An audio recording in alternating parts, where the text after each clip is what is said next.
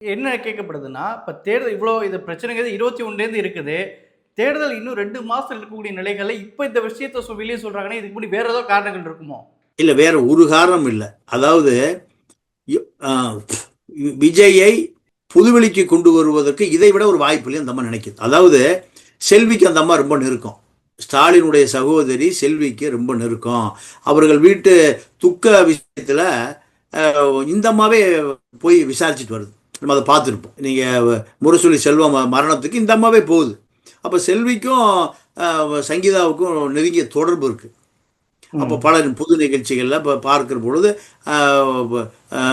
செல்விகிட்ட சங்கீதா தன்னுடைய வருத்தத்தை, கோபத்தை, துக்கத்தை, இப்போ இப்படி இருக்காருங்க, எனக்கு அவருக்கும் தொடர்பே இல்லாமல் இருக்குது, நடுவில் என்னால் இதெல்லாம் 24க்கு பிறகு தான்.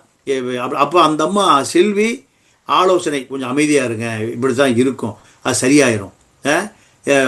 ஏன்னா அதே போல் ஏஆர் ரஹ்மான் குடும்பம் இப்படி தான் இருந்தது. ஏஆர் ரஹ்மான் துபாயிலே செட்டில் ஆகிட்டாரு. அப்போ இதே போன்று இந்த திரைப்படம் சார்ந்தவர்கள் வீடு அப்படித்தான் இருக்கும், நம்ம பொறுமையாக இருக்கணும் அப்படி செல்வி ஆலோசனை சொன்னதாகவும் சொல்லப்படுகிறது. அப்போ இதெல்லாம் பொறுமை காத்து விஜய் தரப்புல எந்த விதமான முன்னேற்றமும் இல்லை.